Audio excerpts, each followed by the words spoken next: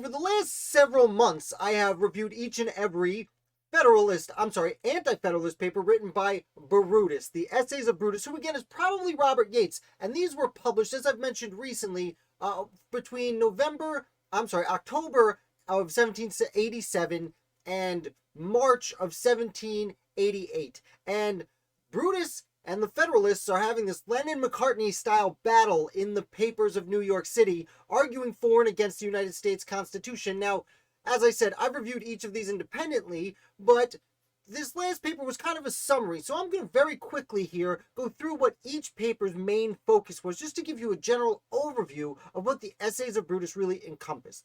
So Brutus Number 1 was kind of an introduction, more or less saying, hey, this is what I'm going to do with this series of papers here, but he does point out the open-endedness of the necessary and proper clause, and it's the first of many times that Brutus says, hey, necessary and proper, anything can be necessary and proper to accomplish certain goals, specifically goals with taxation purposes. Brutus Number 2 specifically attacks the Constitution for the lack of a Bill of Rights, which is very important and becomes important later. In Brutus Number 3, he criticizes representation under the Constitution. In addition to the 3/5 clause, Brutus notes that there will be less representatives in federal Congress than the total of those in the separate states, by which he meant right now under all these different state constitutions we have a whole bunch of different representatives, but if we have them consolidated into what the Constitution says, that's going to be a lot less representation from the people and therefore distance the people from their government. In Brutus Number 5, Brutus proposes that the wealthy would secure control of the United States by using their power to determine the time and place of elections to make voting inconvenient or impossible for the average citizens. Now, this would actually be addressed in the Bill of Rights, the first 10 amendments that Brutus was complaining was lacking in the second paper. And we will see a lot of Brutus's and other anti-federalist complaints do lead directly to the Bill of Rights. And specifically, as we'll get to later, Brutus actually pretty directly affects the 5th and 6th amendments. Before we get to that, in Brutus Number 5, Brutus suggested that the Constitution's necessary and proper clause allowed Congress to make literally any law. As I said, he addressed it in the first paper, and he addresses the necessary and proper clause a lot. But he really hammers home the idea that, okay, if you can do anything that's necessary and proper to raise taxes, you can do absolutely anything to raise those taxes, even if it seems unreasonable.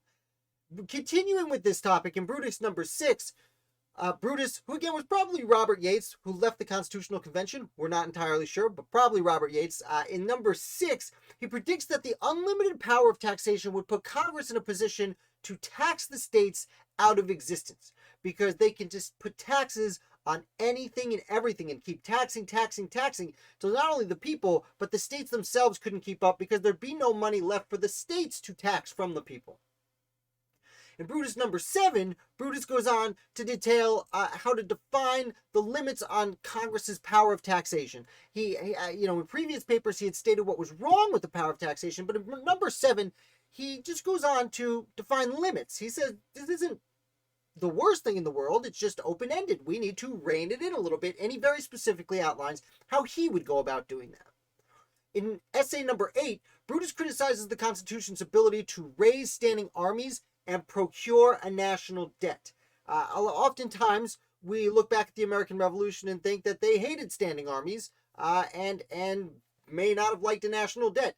Now, Alexander Hamilton has become famous recently for his promotion of a national debt in the Broadway musical. But again, a lot of people overlook that the Constitution was written specifically to raise standing armies to fight, or I shouldn't say fight against, to fight for the United States, to protect the citizens with a professional army of soldiers, as opposed to just militiamen sitting on the borders, as Alexander Hamilton argues in the Federalist Papers. Who do you want protecting the borders from not just Native Americans, but the British and the French and the Spanish? Do you want a bunch of farmers who train every few weeks and are there for 2 weeks over the summer? Or do you want soldiers who are paid to soldier on your borders protecting you? That's Hamilton's argument. Brutus very much outlines, hey, no, this is not what we want. And I'm going to move into Brutus number 9, where he gets even more specific into this, because Hamilton argues in Federalist number 24, who do you want out there? And Brutus very specifically rebuts in the papers Federalist number 24, where he says that Hamilton essentially says a standing army could be controlled by the people. And Brutus says, no, they can't be. That's why you need a constitution. If the people could just control things, we wouldn't even need a constitution. What's going on here? And essentially, Brutus says, well, if you look under the Articles of Confederation, there are very specific limits to how many soldiers could be raised by the different states. And it was basically enough soldiers, paid soldiers by the states, not just militiamen, soldiers, to man each fort in preparation. And then Brutus was fine with the Constitution having the ability to raise an army to fight a war, just like the Continental Army was raised in time of necessity. He just didn't believe that raising a standing permanent army in time of peace was ever secure to people. He actually very specifically references both Caesar and Oliver Cromwell, who raised their armies in the first place to protect the people, but then once the people had been protected, things went very badly for the people under those dictatorships that arose. And I will note in number 9, I believe it was number 9 when he's talking about this, where he specifically praises George Washington, who turned down ultimate power when he resigned his commission in December of 1783. In Brutus number 10, Brutus reflects on the history of standing armies. I'm sorry, I got a little ahead. He did not put that in number 9. That's why I have notes in front of me, because it's 16 papers. He had that discussion about Caesar and Oliver Cromwell and George Washington in Brutus number 10. And he also talks about Shays' Rebellion, where one of the arguments for a standing army under the Constitution was to suppress insurrections, like you saw in Shays' Rebellion. And Brutus's argument was, but Massachusetts suppressed Shays' Rebellion. They raised an army of their militia in the time of need, and it was done. Whammy jammy, no big deal. In Brutus number 11, Yates turns his attention to the Supreme Court, and he spends several papers on the Supreme Court.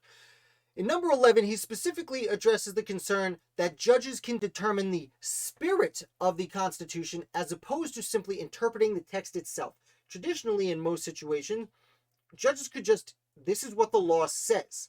But as we would learn under John Marshall, and it's still true today, that the Supreme Court ended up giving itself the right of judicial review, which means they get to determine if a law is not only constitutional, but if it's in the spirit of the Constitution. And Brutus thought this was very dangerous. He goes more into it in the following essay, Brutus number 12, where he expects Congress to be weary of the Supreme Court decision when making laws, because the Supreme Court could determine the spirit of laws and turn things down. He thought that Congress, the House of Representatives and the Senate, would look at this and reflect and say, well, we don't think the Supreme Court's going to pass this, so we're not even going to try, which is wrong. The Supreme Court is not supposed to make laws, in Brutus's opinion, and really in everyone's opinion, even the Federalist opinion for the most part. The Supreme Court isn't supposed to make laws. The judicial branch, the legislative branch, aka Congress, is supposed to make the laws, and they should not have to consider the opinions of the Supreme Court when making laws. Again, Brutus's opinion, not necessarily mine. Brutus number 12 is one of the ones that are continued in a second paper, where Brutus finds the phrase, to establish justice, the federal courts will slowly take power from the state courts. So Brutus refers a lot throughout the papers to the preamble in the Constitution, especially when talking about the Supreme Court's ability to determine the spirit of the laws. The spirit, in his estimation, can be found in the preamble. And that's fairly objectively true. The whole point of the preamble is to say, this is what we're doing here. And in the preamble, it says they want to establish justice. And in order to establish justice, he's afraid that the federal courts will slowly wean power from the state courts and eventually make the state courts, and therefore the states, obsolete. One of his reoccurring themes also happens to be that eventually the states will essentially be rendered useless because the federal government will continue to slowly, and whether intentionally or unintentionally, assume power from the states. Brutus goes on in number 13 to determine that he talks about the individual's ability to sue states, which the federal government, the Constitution gives individuals the right to do. They can sue states in federal court. And he's afraid of this because when coupled with the aforementioned taxation, eventually states would go bankrupt and, as I said, be eliminated in Brutus's fears. And the reason that suing states is a problem is, at the time it was very common, and in fashion still is common, for states to give out notes, or basically bonds, to people. People would give loans to the states, and the states would give them these notes, but people could then sell these notes. Eventually the state would pay the notes back in interest, but if someone wanted to come calling right now, they couldn't do that under the Articles of Confederation. They had to deal with the states, and there was no higher power than the state you had to deal with. But now you could go to the federal government and sue an individual state for the bond to be paid in full immediately. And as I said, he thought this would eventually bankrupt the states. In Brutus number 14, which is arguably, and from my perspective, the most important Brutus essay, he discusses certain rights that are left out of the Constitution that, from my estimation, really lead directly to part of the Fifth Amendment and all of the Sixth Amendments in the Constitution. They led to the Fifth and Sixth Amendments to the Constitution in the Bill of Rights. As I said, there are links below to these articles. I actually lay out a big paragraph of Brutus's number 14 and the entirety of the Sixth Amendment, basically side by side, and you can look at them and say, oh yeah, this is essentially the same thing. And additionally, for the Fifth Amendment, the double jeopardy clause. Brutus's complaints about the lack of, these certain rights to protect yourself, to call witnesses, to have a trial in your community instead of being dragged across the country. These struck a chord with a lot of people, even certain authors of the Constitution, like, James Madison, who ends up writing the Bill of Rights, very much says, oh, okay, we need to add some of this in because Brutus made such important points. Now, number 14 is also one of the ones that's continued in the second paper, where he makes an assessment that the new court system is unnecessary because the system they had already worked. Now, just because it's a continuation of the same paper doesn't necessarily mean it's the same topic. Brutus tends to jump around a little bit. And in the continuation of number 14, as I said, he doesn't like the idea that we need this new court system because the state courts were already getting things done. In any example that the Federalist Papers, he actually specifically references a few of the Federalist Papers and examples they gave and says, no, look, the example you're giving was resolved in the courts. So what's the problem here? In Brutus number 15, he claims that the Constitution had taken all the wrong parts of the judicial system of Great Britain. Now, the American legal system is largely inherited from British common law. But when writing the Constitution, there were certain things eliminated. Hey, no nobility. That's a change from British law. But he gets a little... Brutus thinks that the authors of the Constitution got a few things confused with Great Britain. He does not know why judges are appointed for life. They were appointed for life in Great Britain so that the king couldn't come get rid of judges that he didn't like. But one of the reasons they got rid of nobility was to get rid of problems like this. So the judges had no reason to be appointed for life. He had no problem with them staying in office for good behavior, but he did not like the idea of giving them life representation. Furthermore, he didn't like how the House of Representatives couldn't review the court's work. Because in Great Britain, the House of Lords could review judicial decisions in the courts of Britain. But in the United States, apparently, the House of Lords, or what we call the House of Representatives, couldn't. Now, this does contradict a little bit of some of Brutus's other arguments, where he is very upset that, as we will see in the next one, I should mention, the final Brutus paper, Brutus number 16, criticizes the United States Senate because it has its hand in everything. It's a little bit legislative because it deals with making treaties. It's a lot legislative. It's the legislative branch, but it's a little bit executive because it deals with making treaties and appointing ambassadors. And it's a little bit judicial because it is the court of impeachment. So if someone is impeached, then the United States Senate becomes a court. This contradicts a little bit of his last statement, having the House of Representatives be able to review the court's work, but still, not everything everyone says is logical. And as I said, these seem to be a lot of stream of thought. They were written quickly. They were printed once a week for about 8 months.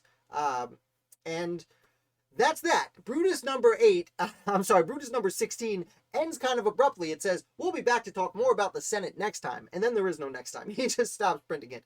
I don't know why. There's no way to find out. We're not even really sure if it's Robert Yates writing these or not. But that, in a fairly long nutshell, is, in essence, the entirety of Brutus, the 16 letters of Brutus, also known as the Essays of Brutus, that were published against the United States Constitution in New York, hoping to unsuccessfully preventing ratification of the United States Constitution. So I do hope you enjoyed that, as brief as I can make it, overview of the letters of Brutus.